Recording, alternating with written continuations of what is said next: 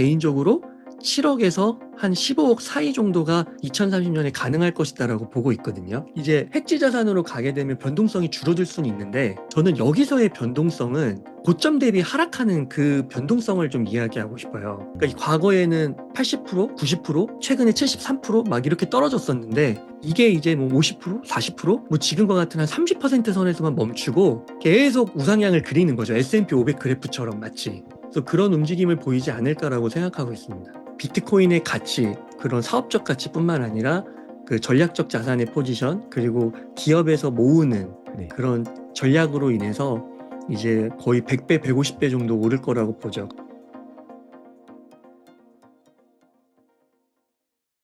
네, 안녕하세요. 성정길입니다. 오늘은 웅달님 모시고 이야기 나눠보도록 하겠습니다. 네, 안녕하세요, 웅달님. 네, 안녕하세요, 대표님. 네, 진짜 우리 오랜만에 줌에서 방송하는 것 같은데요. 그죠? 네, 맞습니다. 그동안 좀 조정이 그동안 세게 왔었잖아요. 네, 그때 네, 어떠셨는지 좀 그게 좀 궁금합니다. 네. 그 사실 이렇게 하락이 조금 세게 나오고 좀 급작스럽게 나와가지고요. 네, 사실 이제 그 성 대표님과 이렇게 방송을 하는 건 되게 오랜만이긴 한데 사실 성 대표님도 그렇고 저도 그렇고 개인 방송은 굉장히 많이 했었잖아요. 그쵸.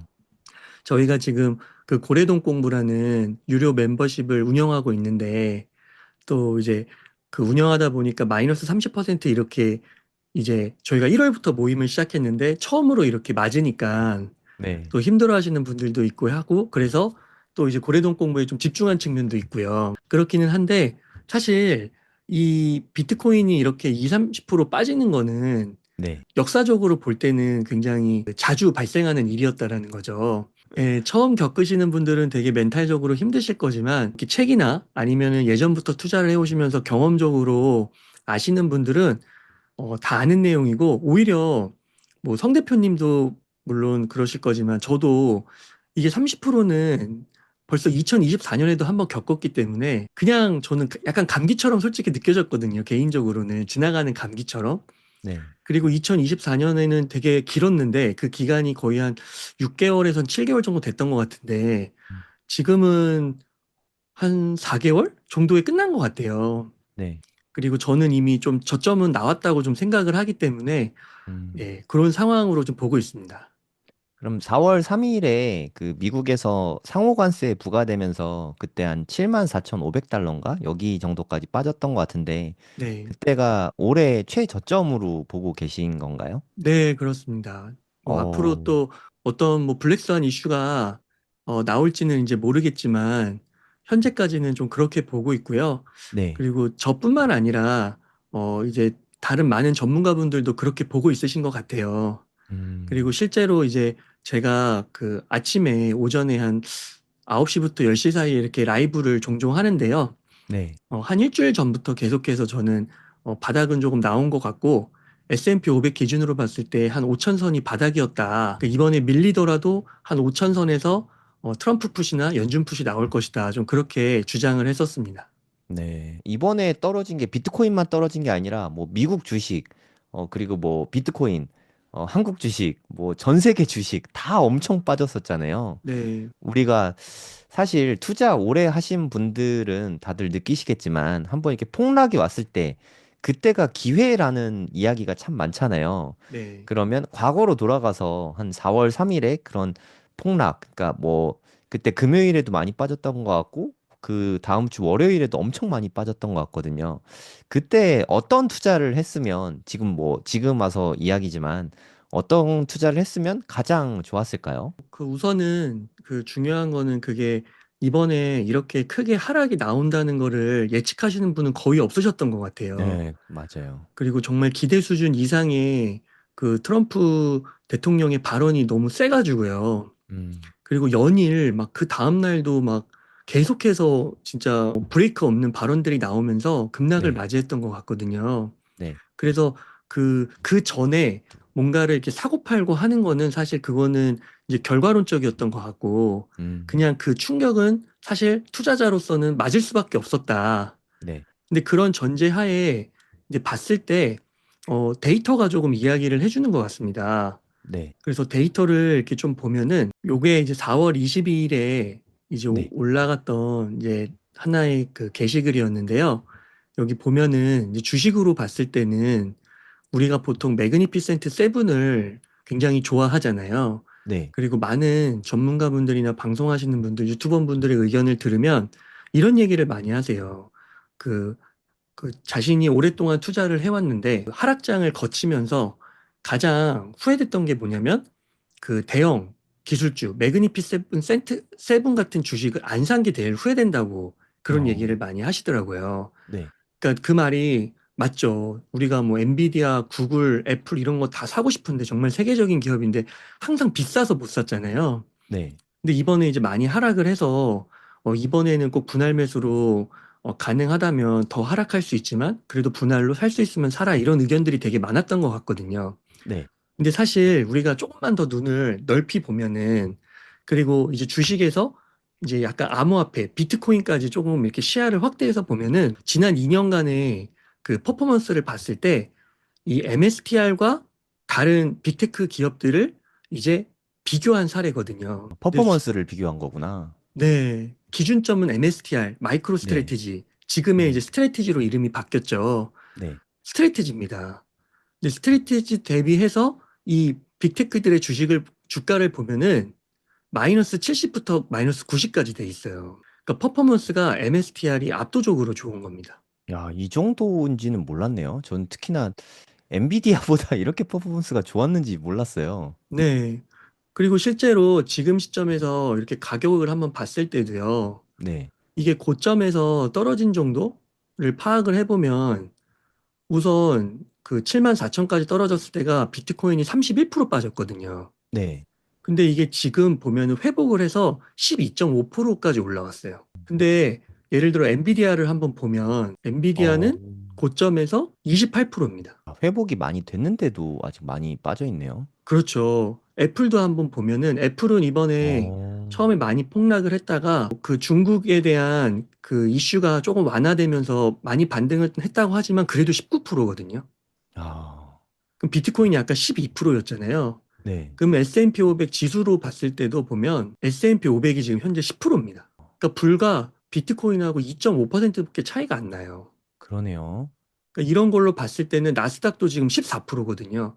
네. 오히려 실적이 지수보다도 좋은 거예요. S&P 500만 빼고. 야, 근데 정말 정말 너무 놀라운데요. 그러니까 이런 하락장에도 오히려 비트코인이 나스닥 지수보다 안전하다는 뜻이잖아요. 네. 진짜 이런 날이 오네요.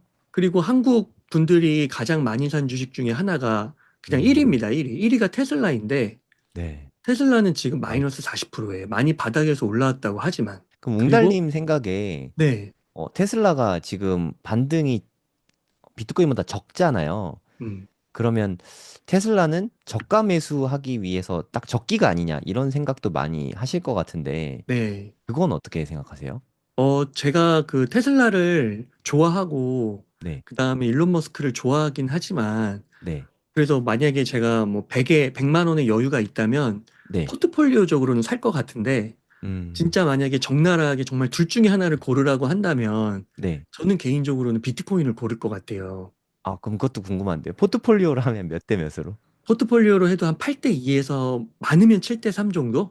아, 비트코인이 훨씬 더 많이. 그렇죠. 비트코인이나 MSTR을 담을 것 같습니다. 음, 그 이유는 뭐냐면, 이번에 여러 분석이 가능하겠지만 그 테슬라 같은 경우는 하드웨어가 엮여 있잖아요. 네, 그리고 공장 시설을 계속해서 이제 투자도 하고 유지 보수도 해야 되고 네, 그다음에 중국 공장도 있고요. 네, 그다음에 이제 그 약간의 CEO 리스크가 불거진 게 이번에 중국 시장과 유럽 시장에서 그 테슬라의 브랜드 가치가 조금 깎이는 그런 음, 발언들과 행동들을 보임으로써 네, 이제 이런 좀 큰 하락이 나왔다라고 많은 분석들을 하시더라고요. 음, 근데 요거를 딱 비트코인하고 비교해서 봤을 때는 비트코인에는 사실 관세 이슈가 없죠. 그쵸.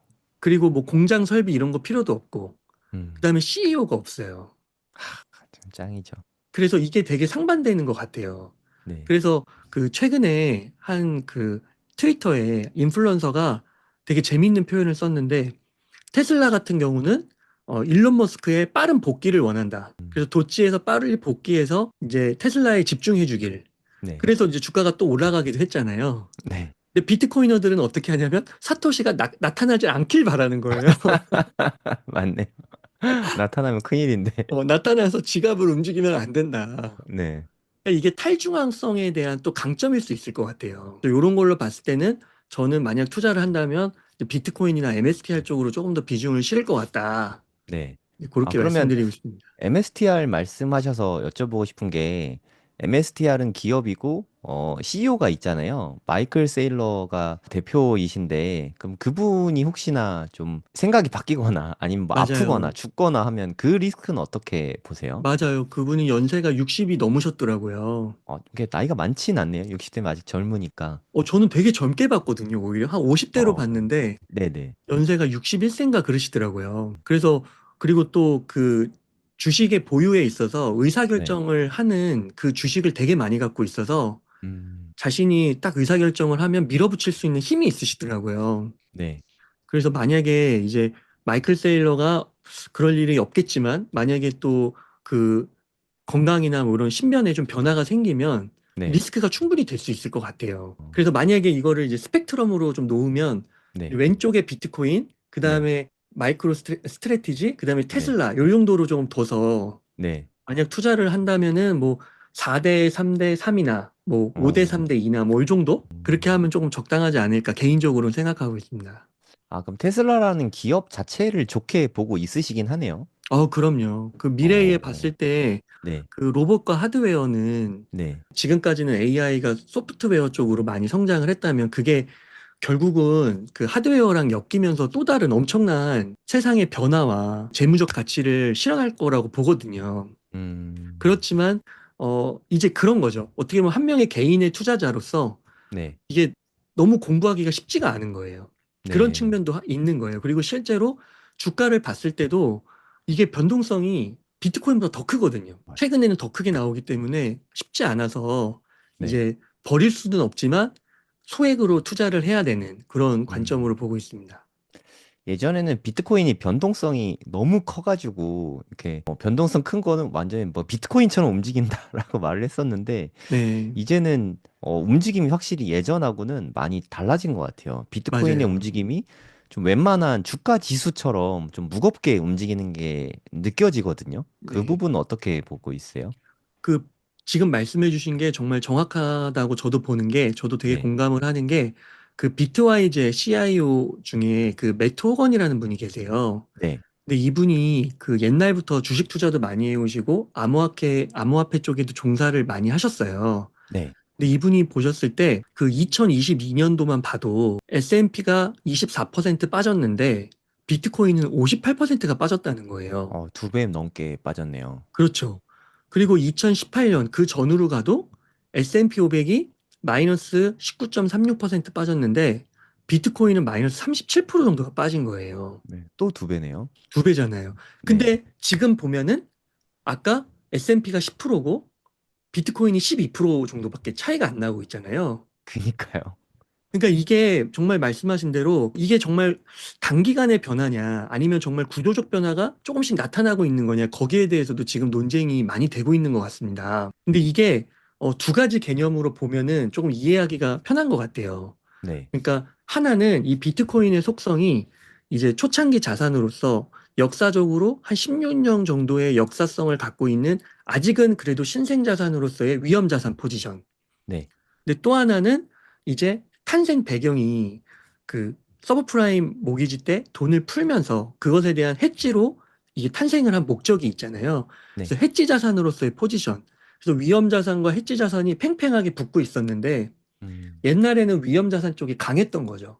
네. 그러니까 S&P 500 같은 게 폭락을 하면 이제 2배 이상으로 폭락을 했던 건데 이 음, 점점 이제 해지 자산으로서의 그 탄생의 목적, 그 사명이 조금 더 드러나는 거다. 그렇게 보면서 이제 트럼프 정부에 들어서면서 원래는 이제 굉장히 분위기가 좋았잖아요. 막 네. 그 암호화폐, 친암호화폐 인사들도 많이 이제 그 고위직에 임명이 되고 근데 관세의 충격 때문에 이게 약간 지연됐었지만 이제 네. 다시 나오고 있는 게 아닌가. 그러니까 음. 해지 자산으로서의 역할이 점점 많아지고 있기 때문에 이제 구조적 변화가 일어날 것이다.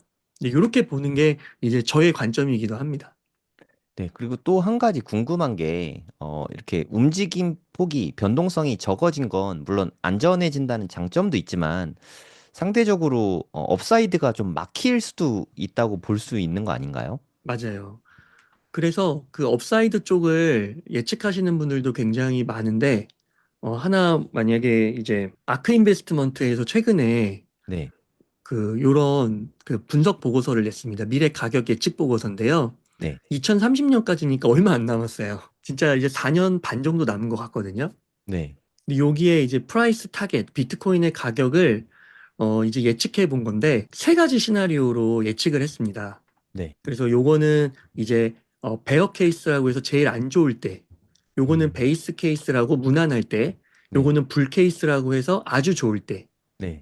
이렇게 했을 때 비트코인의 가격이 어떻게 나오냐면 베어 케이스일 때 7억 정도, 음.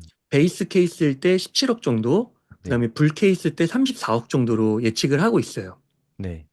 그리고 저도 개인적으로 7억에서 한 15억 사이 정도가 2030년에 가능할 것이다라고 보고 있거든요. 야, 진짜 불리시하네요. 네. 근데 이게 이게 저는 네. 네. 가능하다고 보는 게 네. 지금 최근 한 4년 정도의 그 비트코인의 연평균 수익률을 보면 한 60% 정도가 나와요. 아, 어마어마하군요. 어마어마하죠. 네. 근데 여기 보면은 약세 시나리오일 때가 32%로 잡아서 한 네. 반 정도로 잡은 거예요. 음. 그러니까 저는 이렇게 빨리 떨어지지는 않을 거라고 생각합니다. 그러니까 충분히 이 베어 케이스 정도는 저는 달성 가능하다고 보는 거예요. 네, 베어 케이스만 해도 7억이면 네. 4년에 지금 가격에 뭐 한 5배 이상 되는 거잖아요. 그렇죠. 베어 케이스만 해도 저는 보기만 해도 행복한데요. 그러니까 이게 이번에 가능한지. 만약에 지금 네. 예측을 하시는 분들은 20만 불에서 30만 불이 제일 많은 것 같은데, 음. 그래서 2억 5천에서 3억을 찍으면 네. 그 다음번에 2배 정도만 오르면은 6억이 되는 거예요. 그러네요. 이미 많이 왔네. 많이 왔죠. 네. 그래서 이렇게 말씀드리고 싶은 게 말씀하신 대로 이제 해지 자산으로 가게 되면 변동성이 줄어들 수는 있는데 네. 저는 여기서의 변동성은 고점 대비 하락하는 그 변동성을 좀 이야기하고 싶어요. 그러니까 이 음. 과거에는 80%, 90%, 최근에 73%막 이렇게 떨어졌었는데 네. 이게 이제 뭐 50%, 40%뭐 지금과 같은 한 30% 선에서만 멈추고 네. 계속 우상향을 그리는 거죠. S&P 500 그래프처럼 마치. 네. 그래서 그런 움직임을 보이지 않을까라고 생각하고 있습니다. 그러니까 조정이 뭐 3, 40% 선에서 끝나고 또 막 네. 2배 이상 막 올라가고 요런 게 한 2, 3년에 걸쳐서 반복될 거다. 이렇게 보고 계신 건가요? 네, 맞습니다. 만약 이렇게만 되면 뭐 사실 언제 사든 중요하지 않잖아요. 사실 계속 꾸준히 우상향하니까 맞아요. 이제까지 네. 이번에도 직접 경험해 보셨겠지만 이번에도 이렇게 30% 정도 비트코인이 빠졌는데 이거 30%가 되게 많은 수치처럼 보여도 이게 사고 팔기 하기가 하루 만에 막 30% 빠지고 올라가고 이런 게 아니기 때문에 네. 사고 팔고 하는 게 상당히 쉽지가 않다는 걸 많은 분들이 아셨을 거라고 봐요. 맞아요. 그리고 네. 한 25%, 30% 정도까지 빠졌을 때 너무 무서워서 사이클 끝났다는 얘기도 나왔잖아요. 네. 그럼 여기서 50%, 70% 빠지는 거 아니야 해서 30%에서 실제로 던지신 분들도 있는데 그런 분들은 지금 사시려면 이게 저점에서 벌써 여기서부터라고 찍으면 저점에서 27%가 올라왔거든요. 아, 그러니까요. 많이 그럼, 올랐어요. 그럼 이거 계속 그리고 요즘에 되게 고민 많이 하실 거예요. 지금 뭔가 그 트럼프하고 시진핑하고 관계가 해결된 건 아닌 것 같은데 네. 트럼프는 그 얘기했다고 하고 시진핑은 얘기 안 했다고 하고 네. 전화 통화는 했다고 하는 것 같긴 한데. 네, 그래서 막 이게 뭐가 사실이냐 헷갈리면서 아직 네. 문제는 해결 안 된 것 같은데 계속 증시는 오른단 말이에요. 네. 그래서 이게 뭐냐 도대체. 그래서 계속 미루다 보면 이거 진짜 벌써 30%가량 올랐기 때문에 진짜 이제는 살려면 30%의 프리미엄을 더 주고 사야 되는 게 되는 거거든요. 그러니까 참 어려운 것 같아요, 이게. 저는 사실 밑에 바닥에 있을 때 한 7만 4천 막 이때는 솔직히 말해서 웅달님도 말씀하셨지만 그때 블랙스완이 터진 거잖아요. 어디까지 빠질 수 있는지는 우리가 사실 알 수 없는 부분인데 지금은 옹달님도 말씀하셨지만 저점이 74,800달러 뭐 요 수준이 저점이었을 걸로 보인단 말이에요. 지금 현재는. 그러면 다운사이드보다는 업사이드가 훨씬 상방이 열려 있는 상태니까 저는 지금이 매수하기에 좀 좋은 시기라는 생각이 좀 들거든요. 네. 사실 좀 웅달님하고 오늘 방송하기 전에 조금 조정이 좀 나오면 사야지 하는데 조정이 뭐 얼마 안 나오고 끝나더라고요. 아이, 그래. 뭐 1, 200만 원 더 싸게 살 수 있겠지만 그냥 사야겠다 생각해서 어, 방송 직전에 1,000만 원어치 샀거든요. 비트코인을. 네. 저도 이제까지는 사이클 투자에 대한 관점을 버리지 않고 있었는데 상승이 대신에 그렇게 뭐 예전처럼 엄청나게 두 배, 세 배 이렇게 빠른 속도로 올라갈지는 모르겠지만 다운사이드는 좀 우리가 기다리는 큰 폭락? 이거는 좀 예전보다는 많이 좀 적어지고 있는 것 같다. 그런 생각이 좀 많이 드는 것 같아요. 네, 저는 일단 오늘 샀습니다. 네. 네. 아, 너무 어, 잘하신 것 같습니다. 네. 그 사고 용기가 나니까 있으신, 네. 네. 사고 나니까 차라리 마음 편한 것 같아요. 물론 더 싸게 살 수도 있겠지만, 네. 그래도 사는 게, 그러니까 수량을 보유하는 게 더 중요하지 평단보다는 수량이, 네, 월등히 중요한 것 같습니다. 네. 저도 한 일주일 전부터 그 비트 세이빙 금액을 조금 더 늘렸어요. 어, 그래서 매일 계속 사고 있습니다. 네. 지금 웅달님 며칠째 연속으로 사고 있으신 거죠, 그럼? 지금 봐야 되나? 한 300 며칠 되지 않았을까요? 한 네. 350, 1년 넘었을 수도 있을 것 같은데요. 네. 그러니까 대략 1년 동안 거의 매일같이 매수를 하고 있다. 예, 네. 그것도 참 정말 대단하신 것 같아요. 어떻게 네. 매일매일 사시는지. 그것도 참 네. 대단하신 것 같습니다. 아, 그리고, 네. 보니까 지난주에, 오프라인 모임을 했던 것 같은데, 그 네. 이야기 좀 전해주시겠어요? 맞아요. 저희가 이게 지금 보여드리는 화면이 고래동 공부 저희가 멤버십 그 스터디 모임의 네, 카페인데요. 저희가 이제 이번에 지난 달에는 오프라인 모임을 했었고요. 네. 그 다음에 지난주 토요일 며칠 안 됐죠. 그때 이렇게 모임을 했었습니다. 이때는 한 열 몇 분 네, 정도 모시고 네, 앞으로도 이런 소규모 모임을 조금 가지려고 하거든요. 네. 그래서 이 저희가 너무 재테크 공부만 하니까 머리 좀 식히시라고 이제 한강 책들 선물도 좀 드렸어요. 이야, 네, 종합 1위더라고요. 그래서 선물도 드리고 그래서 이런 모임을 했는데 한 원래는 제가 1시간 반 정도만 있다가 오려고 그랬거든요. 네. 근데 모임을 2시부터 시작했는데 5시가 넘어서 끝났어요. 3시간 넘었네요.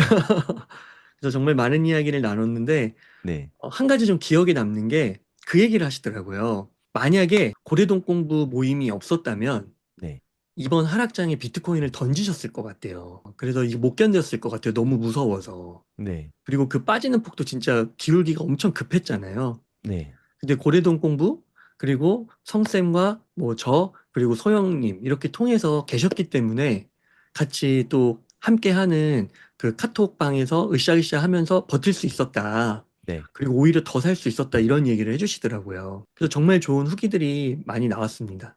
그러니까 좀 하락장에서 웅달님께서 관세 때문에 블랙스완 터진 것 같을 때 캠피셔 이야기를 좀 추천을 좀 해주셨었잖아요. 네. 네, 저도 캠피셔 되게 좋아하는 투자자거든요. 이게 캠피셔 책을 가지고 제가 시향 방송할 때 이야기도 했었고 그냥 그렇게 하락 중일 때 사실 이게 특별한 일이라고 다들 생각하지만 늘상 있어왔던 아까 웅달님 말씀하셨던 감기 같은 일이잖아요. 좀 투자 경험이 있으신 분들도 그런 조정이 세게 나오면 사실 좀 두렵지 않습니까? 네. 이렇게 우리 고래동 공부 모임의 장점은 항상 이렇게 같이 할 수 있다는 거. 톡방 통해서도 우리는 사실 오프라인에선 잘 못 만나지만 온라인에서 늘 만나고 있잖아요. 톡방에서도 네. 만나고. 함께 투자하고 함께 두려운 시기지만 이겨내야 된다고 이성과 이렇게 감성은 좀 다른 거라서 함께 하면서 이겨내기가 조금 많이 수월했던 것 같네요. 그리고 또 좋았던 점이 그런 얘기도 해주셨어요. 저희가 지금은 이제 주력을 비트코인 얘기를 하고 있지만 사실 네, 비트코인만 얘기하는 건 아니거든요. 그쵸. 그 아침에는 이렇게 화수, 목, 금, 토요일까지 해서 성쌤이 일간 시황을 이야기해 주시고, 네, 그 다음에 그 저는 이제 책 리뷰도 하고요. 그래서 네. 이번에 오태민 작가님의 그 트럼프 시대의 지정학과 비트코인 그 책이 되게 좋은데 어려워가지고 네. 그거를 진짜 챕터 하나하나 자세하게 지금 강의하듯이 그런 수업이 있는데 그런 것도 되게 좋았다고 얘기를 하시고 회원분들 너무 좋아하세요. 진짜 그 네. 어려운 책을 일단 이끌어 주시니까 그런 내용이구나 하면서 깊이도 음, 있게 이게 이해하시는 것 같아요. 그래서 그게 한 번에 한 50페이지씩을 하거든요. 한 주에. 그러니까 야, 50페이지만 읽어오면 되는 거예요. 네네. 그러면 한 두 달 정도면은 이제 한 책이 끝나는 거거든요. 그래서 그거 좋다. 이게 달 따라가시면 50페이지 정도면은 뭐 나눠서 읽으시면 되니까 네, 그리고 부담도 없고. 그 다음에 이제 제가 그 TQQQ, 세배 레버리지, 요런 네, 것도 강의를 하고, 그 다음에 또 배당주 관련돼서도 저희가 공부를 또 하고, 강의도 네. 하고, 실천도 하면서 그런 이야기들이 되게 좋았다 많이 말씀해 주시더라고요. 그리고 저희는 뭐 남이사님도 한 달에 한 번씩 부동산 또 맞아요. 다뤄주시고, 그러니까 비트코인, 주식, 부동산 뭐 대부분 크게 보면 세 개 카테고리라고 생각하거든요. 일반 우리 투자자분들이 하는 거. 그 세 개를 골고루 다 다뤄주는 수업이 사실 별로 없는 것 같거든요. 거기에다가 빗소 형님이 뭐 독서 모임이나 자기 개발, 아웃풋 독서 이런 것도 또 이끌어 주시잖아요. 그런 부분들이 좀 종합적으로 그래서 뭐 고래 돈공부라고 저희가 이름을 지었는데 솔직히 뭐 비트코인 공부만 한다 아니면 뭐 주식 공부만 한다 그것만으로 부자가 되기는 좀 한계가 있다고 저는 생각이 들거든요. 그러니까 종합적으로 다 같이 공부할 수 있고 꾸준히 함께 할 수 있는 게 고래돈 공부의 가장 큰 매력이라고 생각합니다. 그래서 여기 네이버에서 이제 고래동 공부 치시면 이렇게 고래동 공부가 나오는데, 네, 이제 메인 페이지에도 이렇게 멤버십 신청할 수 있는 링크도 걸어 놓고요. 네. 그 다음에 여기 카페에만 보시면은 이제 카페에만 오셔도 되게 많은 자료들을 그냥 보실 수 있거든요. 네, 웅달님이 엄청 많이 올려주고 있으시네. 네, 요즘에 제가 뉴스 하루에 한 10개 이상은 올리는 것 같습니다. 이야, 네, 어마어마합니다. 네, 네, 그리고 여기 보면은 그리고 이제 이 뉴스를 바탕으로 오전에 또 라이브 방송도 하거든요. 네, 문달 TV에서 하고 있고. 그다음에 여기 보시면 1비트 모으기 운동해서 여기 네, 보시면 최근에도 계속 사시는 분들이 있으세요. 네. 요즘에 많이 모으신 것 같아요. 1비트 모으신 분들이 많이 늘어났어요. 그러니까 이 공포의 장이었잖아요, 사실. 네, 그런데도 이렇게 사고 모으고 서로 응원하는 분들이 많다라는 거를 아시면 정말 아까 그 오프 모임에서 나눴던 것처럼 그 힘들 때를 버티는 거죠. 그리고 그걸 버티면 이제 나중에 당연히 큰 수익으로 돌아오는 거고요. 네. 요즘에 반포 아파트 뭐 이쪽에 평당가가 뭐 어마어마한 것 같거든요. 뉴스 혹시 보셨나요? 반포 아파트요? 원래 비쌌지 네. 않았나요? 더 비싸졌나요? 네, 원래 비쌌는데 네. 예전에 막 2020년, 18년 뭐 요때 평당 1억 넘었다고 막 뉴스화되고 그랬던 게 기억이 나거든요. 근데 이미 평당 2억이 넘어갔어요. 네, 몇 년 안 와, 됐는데 두 배가 됐고 그리고 심지어 호가이긴 하지만 평당 3억 5천까지 올라갔다고 합니다. 네. 근데 이게 반포의 원베일리 아파트인데 그럼 이런 거 보면은 사실 되게 박탈감이 좀 느껴질 수밖에 없을 것 같거든요. 평당 3억이면은 30평대 아파트가 뭐 한 100억 하는 거잖아요. 아파트 가격에 대해서 옹달님 어떻게 생각하세요? 모르겠습니다. 아무 생각이 없습니다. 네, 그러니까 일단 딱 들었을 때 원베일리에 보통 국평이라고 하잖아요. 34평 아파트가 한 요즘에 보니까 한 50억 안팎 하는 것 같거든요. 그러니까 뭐 실거래가도 한 47억 막 이렇게 찍히는 것 같아요. 음. 국평이면 사실 그렇게 큰 집이 아니잖아요. 웅달님 분당에 살고 있으신데 웅달님 살고 있으신 집보다도 작은 집인데 네. 그게 50억. 저는 사실 좀 상상이 안 되거든요. 그러면 네. 와, 진짜 비싸긴 하네요. 네, 그래도 이런 데 또 살고 싶은 분들이 분명히 있으실 것 같거든요. 예, 음. 저는 이런 건 좀 진작에 좀 일찌감치 내려놨는데 그 뭐 이렇게 비싼 집 살면 좀 저는 좀 아깝다는 생각이 좀 들어서 저는 좀 내려놨는데 현실적으로 어떻게 해야 우리가 좀 이런 좋은 집에 부동산으로 큰 부를 이룰 수 있을까? 이런 부분에 대해서 좀 이야기를 좀 나눠보면 좋을 것 같습니다. 제가 이 고래동 꿈 카페인데 제목이 7조 부동산 부자가 비트코인을 사 모으는 이유, 뭐 그랜드 카돈 뭐 이렇게 나오는데 이 뉴스를 보고 나서 저도 웅달님 글을 읽고 좀 이렇게 영상들을 좀 찾아봤거든요. 웅달님 그랜드 카돈은 어떤 분이시죠? 이분이 그 젊었을 때 네. 그 마약에서 되게 힘들어하셨던 분인 것 같아요. 마약 중독자로. 네. 그러다가 이제 빠져나오신 다음에 네. 그 영업으로 성공하셔가지고 자동차 딜러부터 시작하셔서 네네. 이제 부동산 업으로 가셔서 음. 이제 부동산으로 큰 부를 이루신 분으로 알고 있습니다. 네.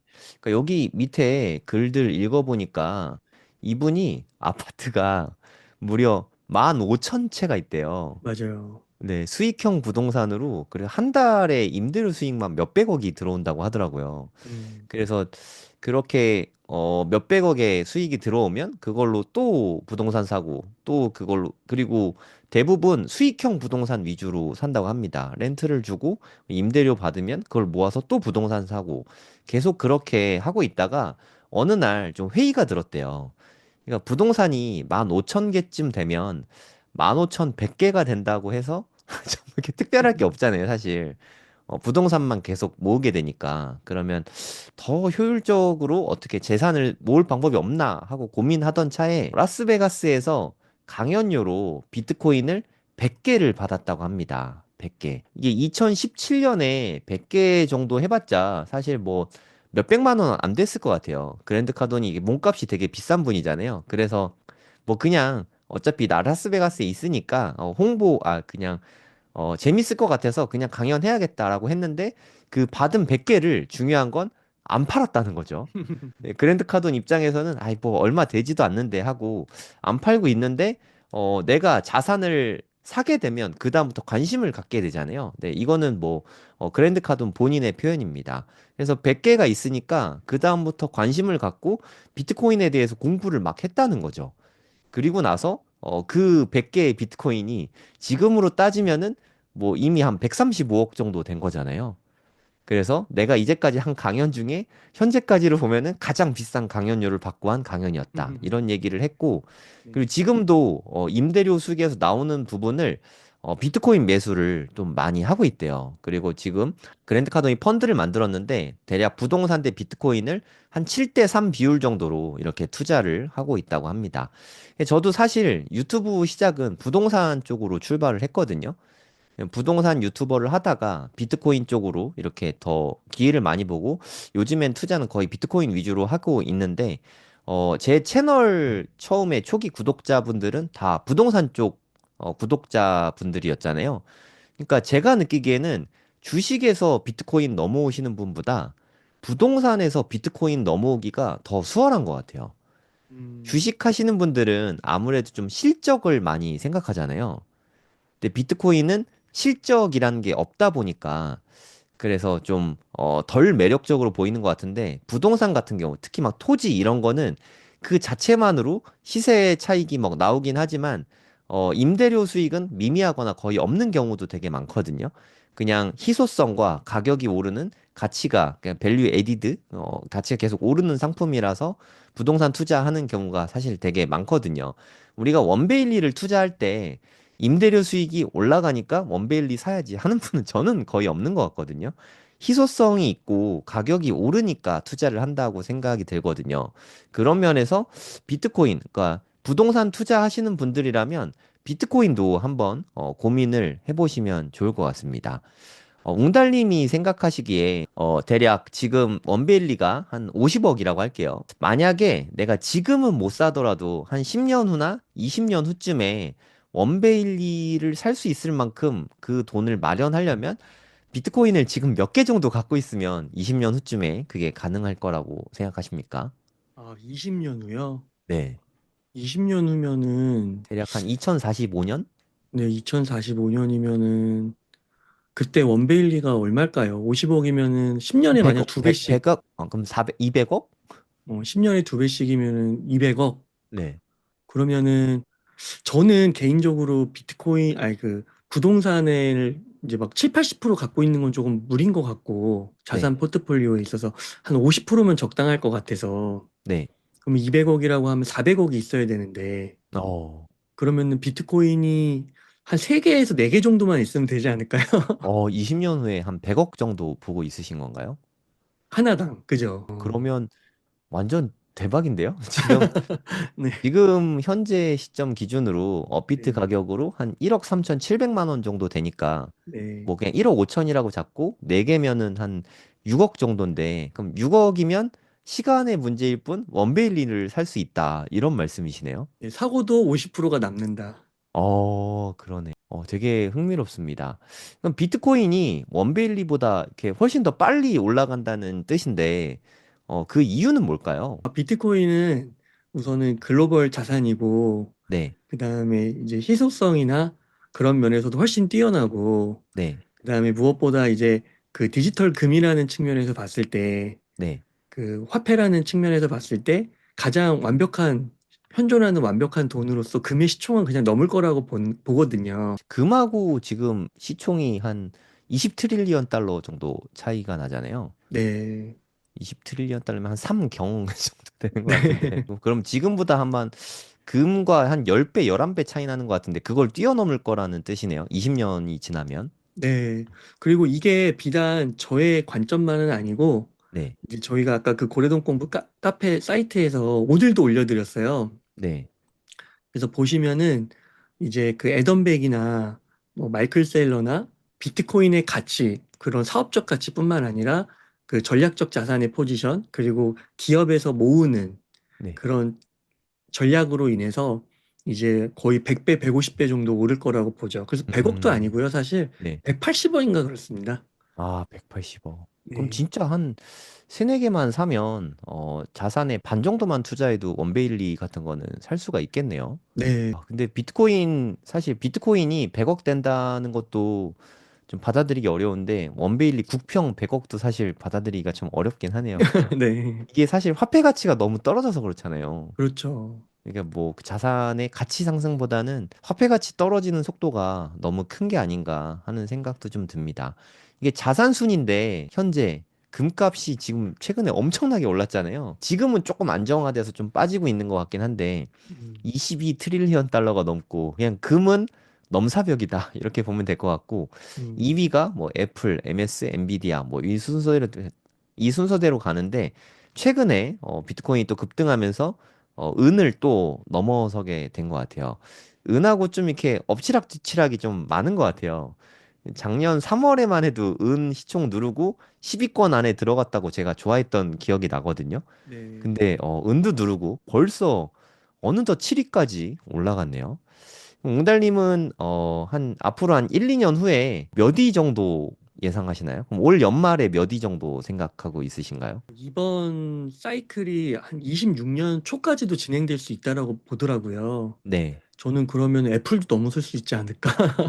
그러면 금 다음까지. 네, 그 다음까지도 가능하지 않을까. 그러면 최소한 비트코인이 뭐 한 2억 5천에서 3억 정도는 가겠네요. 그렇게 네, 된다면. 지금 시총에서 두 배만 돼도 네. 애플을 많이 넘는데 음, 애플이나 마이크로소프트, 엔비디아 같은 경우는 아직 관세 이슈에서 자유롭지 못하기 때문에 음. 주가가 많이 오르지 못할 수도 있을 것 같아요. 그래서 거의 대등한 수준 아니면 비트코인이 앞서지 않을까. 그러면 그 네. 관세 이슈가 앞으로 좀 생겨도 비트코인은 그 역경을 딛고 계속 상승할 수 있을 거라고 보십니까? 네, 그 비트코인에는 노 테리프죠. 관세의 장벽이 음, 없죠.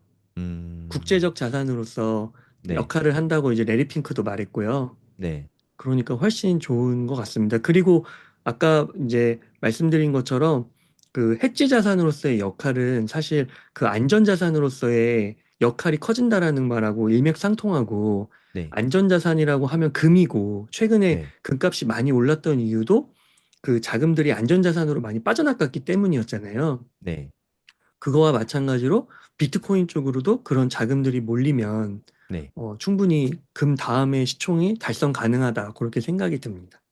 네. 그리고 또 하나 여쭤보고 싶은 게 최근까지만 해도 네. 이게 지금 나스닥 100 미니 차트이고 빨간색이 비트코인 차트인데 비트코인하고 나스닥하고 커플링이 좀 많이 돼 있다. 이런 의견들이 좀 많아졌는데 요즘에는 그 양상이 달라졌다는 의견들도 좀 있더라고요. 네. 네. 웅달님은 어떻게 보고 있으신가요? 네. 이게 그 봤을 때 항상 과거에도 이렇게 보면은 커플링 되다가 디커플링 되다가 커플링 되다가 디커플링 되다가 그러더라고요. 네.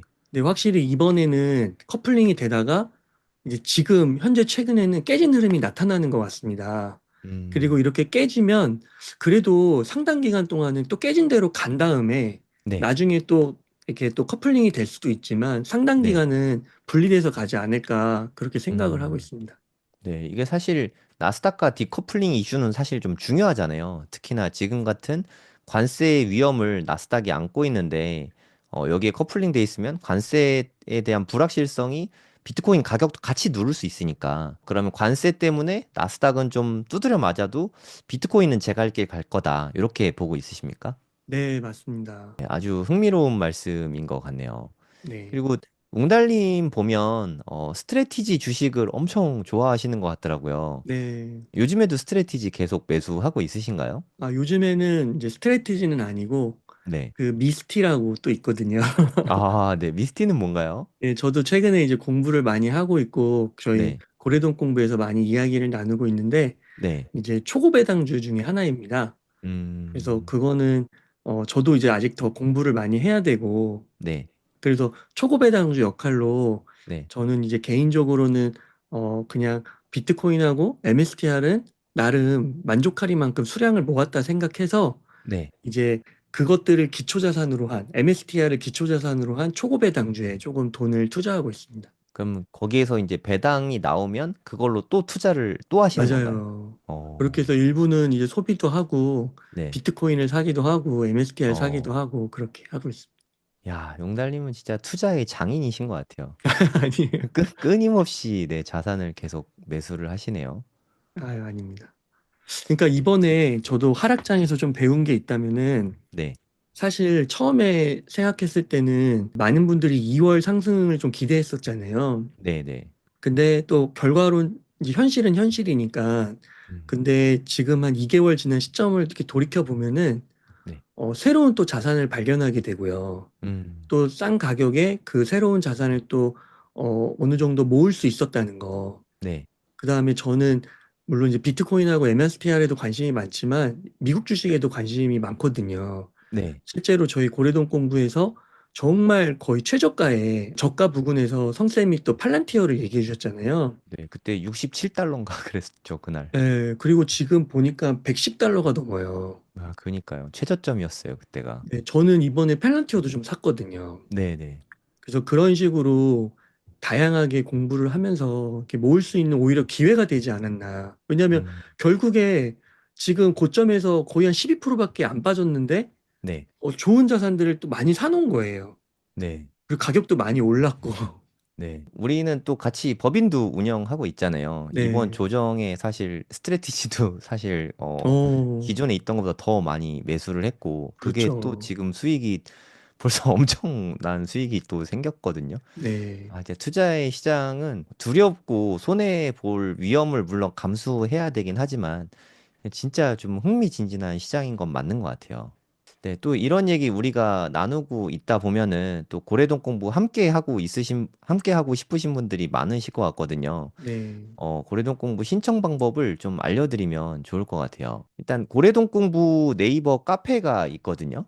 네이버에다 고래동 공부라고 치시면 고래동 공부 카페가 나오고 좀 저희 스팸 글이 많아서 가입하자마자 모든 글을 뭐 다 읽을 순 없을 수 있겠지만 그래도 뭐 등업이 어렵진 않거든요. 네, 조금 등업을 하시고 그럼 일단 웅달님이 양질의 자료들 다 올려주시니까 네, 이런 것들 좀 읽어보시면 좋을 것 같고요. 그 메인 페이지에 멤버십 신청 여기서 신청해 주시면 정말 저희 구성이 엄청 많잖아요. 네, 거기서 멤버십 신청으로 가시면은 일단 고래동 공부 저희 팬딩에서 함께하는 요 사이트랑 연결이 되는데 여기 보시면 멤버십 콘텐츠 이용 가이드 네, 이런 부분이 있습니다.